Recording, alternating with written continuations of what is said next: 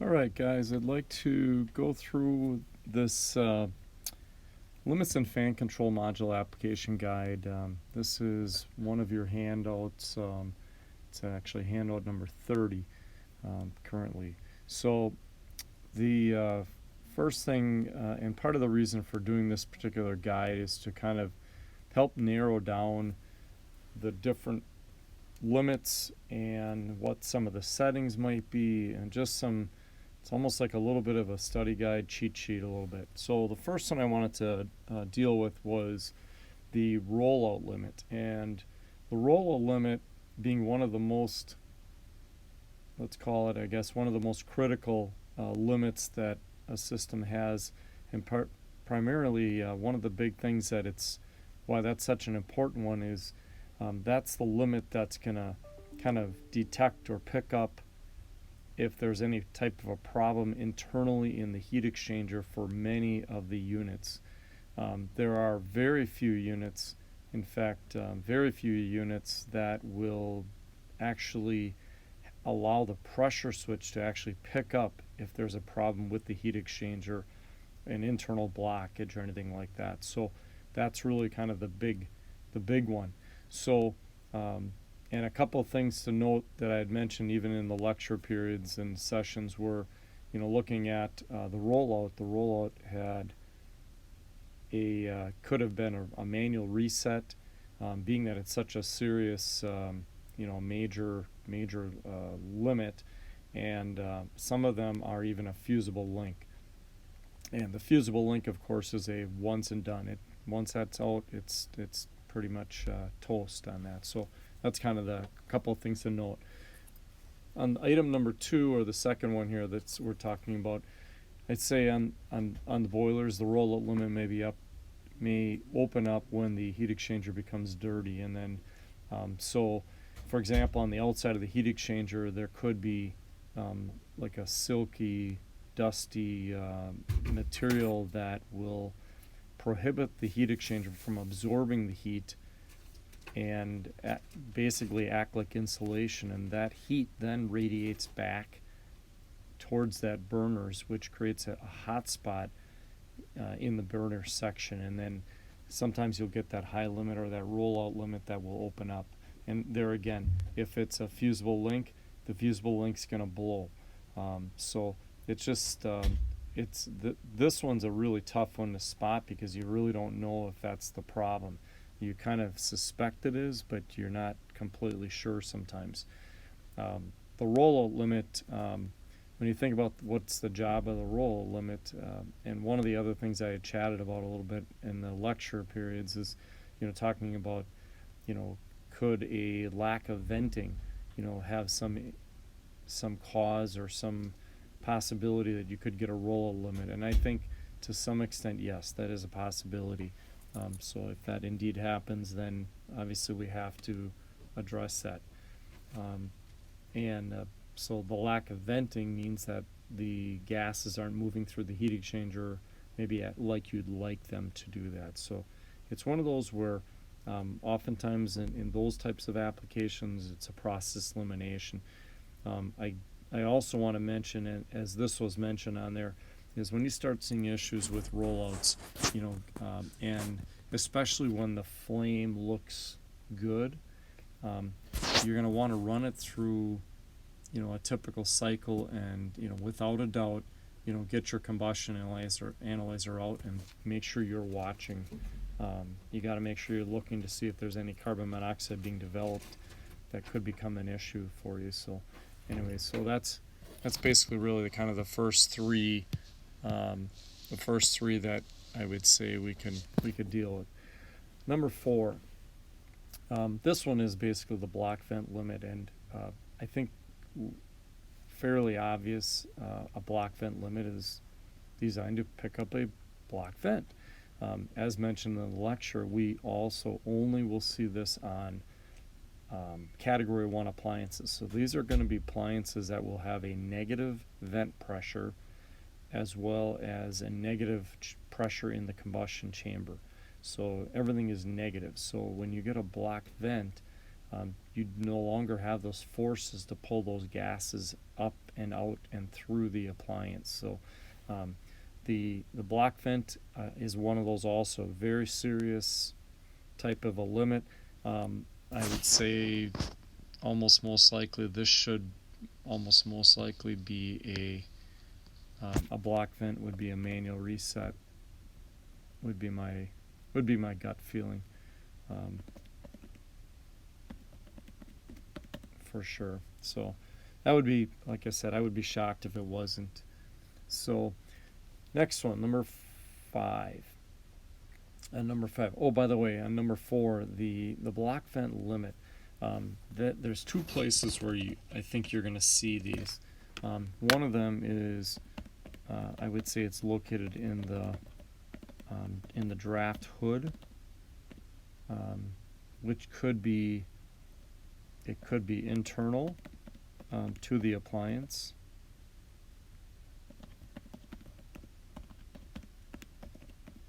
Or we might even have, or it could be an external device, and such as an external hood. In those situations, then you as the technician will be looking for those, or you'll be mounting that control or that block vent limit. But there again, it's it's one of those things where it's a serious issue. If that thing goes, you're going to be doing something. You're going to be trying to check venting, looking for blockages, making sure there's no problems there in that case. So, since we're talking about block vents and that, there is a little bit of a connection between a block vent and a rollout, and being that a rollout limit is picking up, let's say when the flue gases aren't necessarily going through the appliance as well as they should be. So those, you could end up getting an excessive amount of rust or soot from the vent system that could fall on top of the heat exchanger and then prevent that system from properly venting through the appliance. So it really relies on that to function correctly. Let's look at number 5. On number 5, this one talks a little bit about the high limit, and the high limit is probably the one limit that will definitely not be a manual reset on the initial trip. And I think the biggest reason why that would be the case is, if you think about the most common cause of a high limit would be a lack of airflow for across the heat exchanger. Well, this is the things that it would probably pick up is, let's say there was a fan motor that wasn't working right, or it wasn't set correctly, or it's dirty filter, things like that. You do not want those to be manual reset for something like that. So it's typically going to be auto reset. So fully expecting things to cool down, and then obviously once things get overheated, and then it'll close, and then obviously allow things to get going again. So item number 6. So when we're wiring up a dual voltage fan limit control, that's the combination fan and limit control, which is considered as a helical bimetal type of a limit. The note that I wanted to make for you guys was, that the fan control is always wired typically at the 115 volts. There is certainly a possibility it could be a 240 volt system as well, but typically 115, and the limit normally is typically done at 24 volts. If it is a single voltage system, of course, then everything would be 115 or everything would be 230. So that's the one thing you have to kind of recognize that. And again, I made mention of that. You don't want to be that guy that goes in and puts in that new combination fan limit control, and then only to find out that you failed to take the dual voltage jumper out when it was intended to be a dual voltage system. So that's the one thing you have to be careful with. Otherwise, you'll burn everything up. So, like I said, the old ones, it was an actual little slot that you pulled out. It was a jumper that was removable. The new ones, they make the jumper removable, but you're not going to be putting it back in anymore like the old ones were. So a little difference. All right, number 7. There are some helical bimetal limits, combination fan and limit controls, whether it's Honeywell or any other brand, that carry that heat assist feature. and those are always going to be wired in parallel with the gas valve. So it's such that it would obviously not be in series, it had to be in parallel, but the reason why I mention that is that they want to know that heater needs to be in the timing booster, this assist needs to be occurring while you're energizing the main gas valve. So that's kind of the kicker on there that you have to make sure that you're aware of. So in parallel with that gas valve. So, all right, number 8 talks about the most common cause of a high limit to open up is a dirty filter. And so if you can equate anything related to a lack of airflow to a cause of a high limit failure. So if it could be a dirty filter, it could be a fan wheel dirty, it could be a heat exchanger, but every one of those situations is something to do with a lack of airflow. Could be a capacitor has failed on the motor, but those are things that typically happen. It's always yielding you what I would say is something related to a lack of airflow. And the causes sometimes are easy, sometimes not so easy. So number 9, this next one we're going to hit up on is the exhaust limit. And the exhaust limit, the intent of the exhaust limit, this is typically the limit that's going to be this limit's going to be located,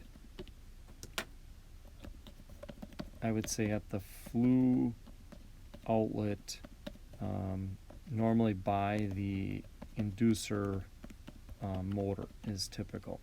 Now the reason why located by the flue outlet by the inducer motor.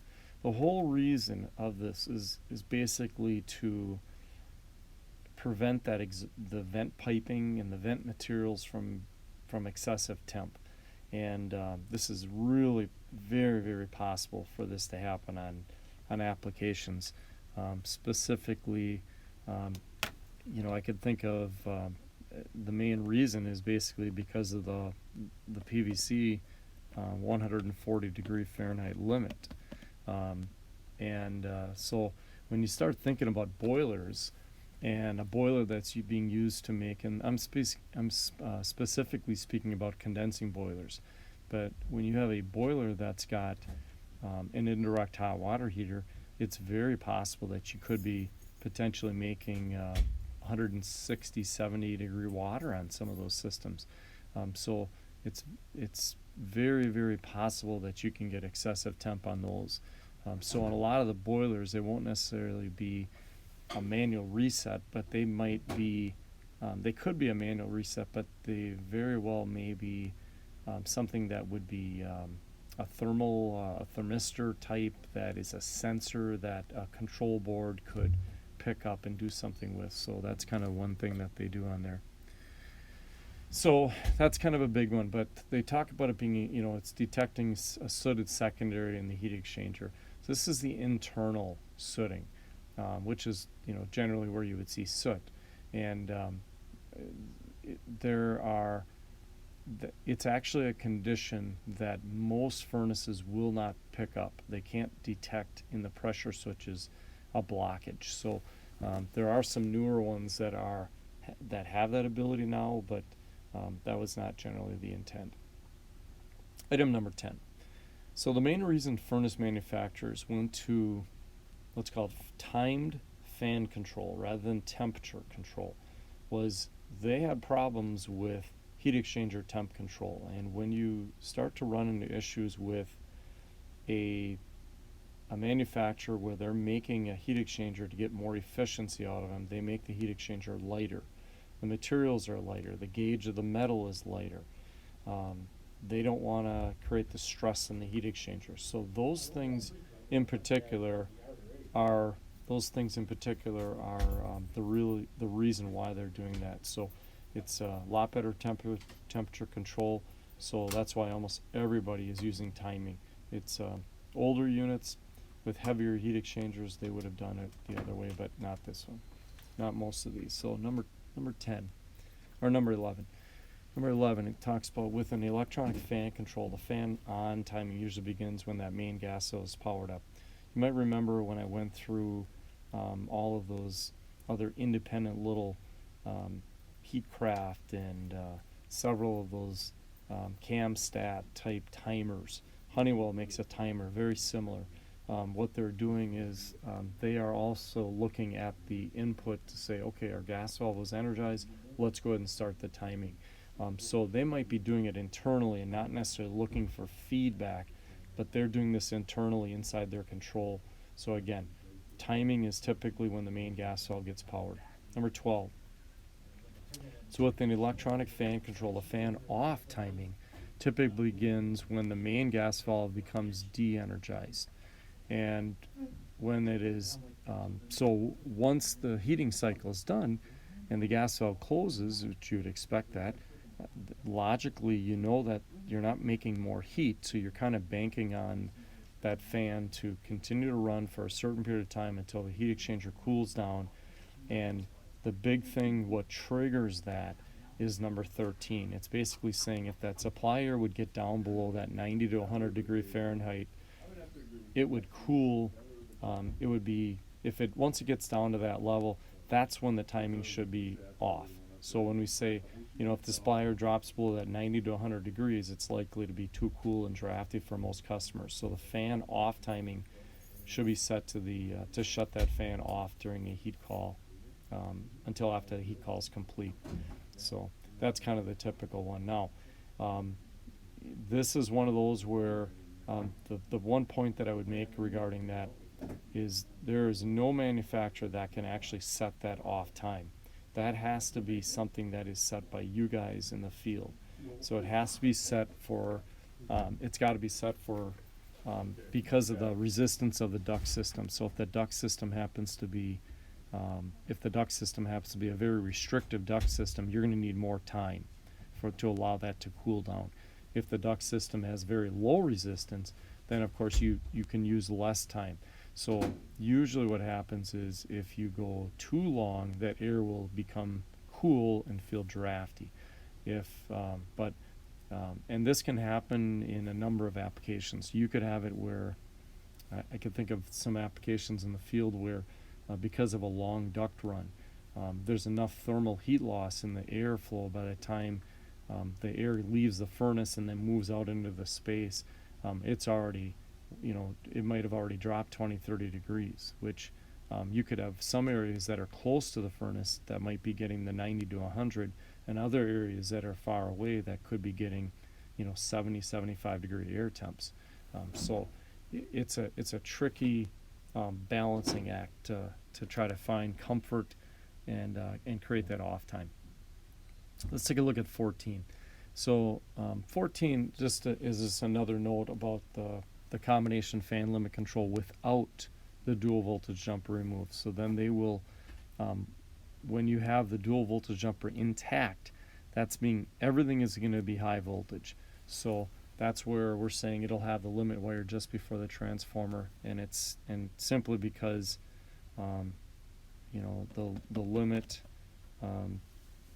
is also high voltage, and that's again one of those that you have to really pay attention to in the field. Number 15. This one's just another little note. In the lecture I talked a little bit about the bimetal discs, and almost everybody is using a bimetal disc now on any current equipment.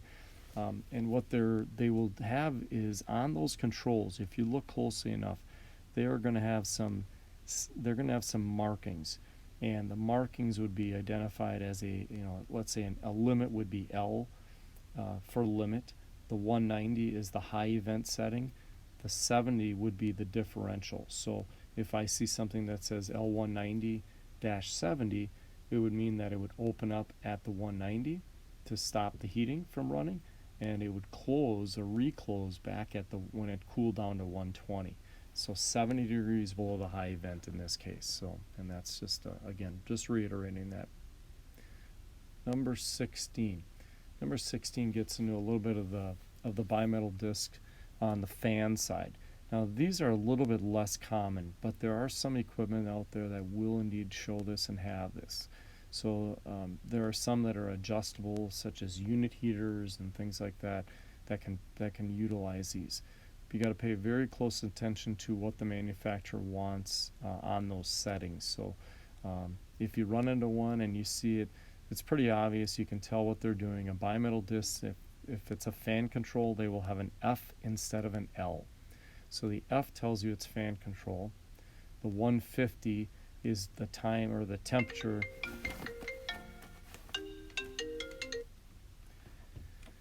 The 150 is the temperature where that is the setting where it will close the control, and it will open at 50 degrees colder, being the differential.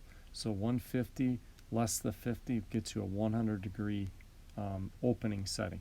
So this is going to be at the temperature what it's being sensed to say let's run the fan, and then once the heating call is done, hopefully it cools down enough, and once it gets down to the lower limit setting or the lower level setting of 100 in this case, that would be the time the temperature where we would shut that where we would definitely shut that fan off. All right, 17 through 19 and 20, these are going to talk about your typical temps of various furnaces. So let's start out with number 17. And number 17, specifically, we hit up on your very high efficiency appliances. For example, a high efficiency 95% forced air furnace. So, again, any of the condensing, the big, high efficiency condensing furnaces. The ruling is somewhere between 150 to 170 when you don't know what the manufacturer wants, and that's the key thing. So I would always use the manufacturer's literature and numbers if they tell you what they are. So that's kind of the one thing. So again, high efficiency about 150 to 170. If the manufacturer has a different setting, of course use it. For a mid-efficiency appliance, now that's going to be in my 78 to 80, 83, 84% efficient even. Those furnaces generally would be, being that they're less efficient, they have less airflow typically, less airflow requirement. They typically are going to run a higher setting, a higher temperature. So they're going to generally be not higher. If you're not sure what they are, I would say about 170 to 190 would be an appropriate temp as a general rule for that appliance. And again, as always, when the manufacturer's data is not available, that's what you do. Number 19 talks a little bit about the proper limit setting for a gas gravity furnace. Now, let's hit up on this. A gravity furnace. First of all, a gravity furnace is a furnace that doesn't have a fan. So the limit is going to be much higher as a general rule, because you're going to be actually quite oftentimes maybe even cycling on that limit. So usually they'll have a much higher setting on there. So I put a number on here of about 250 degrees. So so if you're not really sure, that would be a good target or a good set point to run with. And again, if you got the data, use it.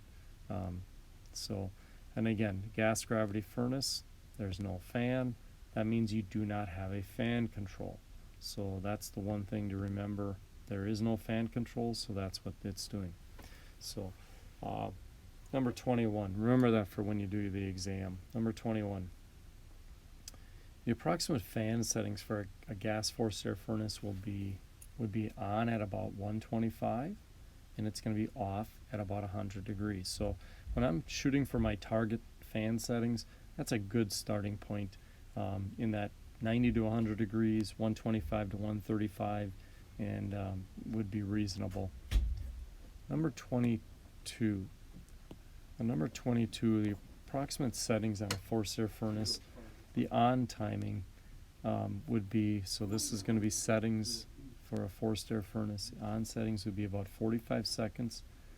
The off would be, about 60 seconds. Now, this is really a tricky one, because the on settings, I've seen the on settings from manufacturers be 45. I've seen them be 60, something like that. The off timing is the one that's probably the most critical, because that one is going to affect when the blower shuts off. If you shut it off too soon, the unit goes off in high limit. If you shut it off too late, then you're blowing a bunch of cold air around. So this is something that has to be field set you know, in every situation, I would say, you know, field set it, field adjust accordingly.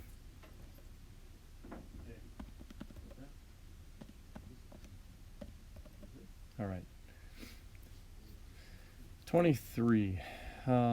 This one here is really preferred or really describing the combination fan and limit control, in the fact that I just made a note on there. You know, it's always better to install a replacement fan and limit control which is slightly longer than the original one if the correct length isn't available. So, you know, if let's say the job calls for an 8 and all you have available is an 11, put the 11 in.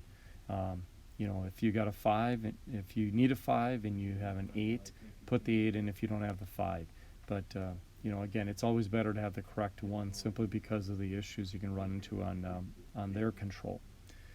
24 says, whenever possible, the note that I make in here is, you know, it's always best to use the manufacturer's settings as opposed to all these rules of thumb. The rules of thumb are just kind of a guide, but you know, use the other ones if you can. And the last one that is on this particular sheet, number 25, talks about the auxiliary limit. And the auxiliary limit is one of those limits that's located in the fan compartment, which oftentimes they would, it could be for a downflow, it could be for a multi-positional furnace, it could be in a rooftop. Sometimes they call them a fan failure limit, but those are limits that are typically going to be, would be there. As you might remember from the lecture, that the big thing was on a rooftop is when you have multiple rooftops and you have buildings that have positive pressure, it is so possible and so very easy to have the pressure in certain areas push the airflow backwards through a rooftop, which would cause you to get a problem with the limit not really shutting the unit off. So they really have to have a limit that's after the heat exchanger or at the outlet of the heat exchanger, and one that is the entrance to the heat exchanger, which is typically where the fan is. Almost every rooftop, a fan will be located, almost every rooftop typically has a fan that's pushing the air through that, just purely from a safety standpoint. So that concludes the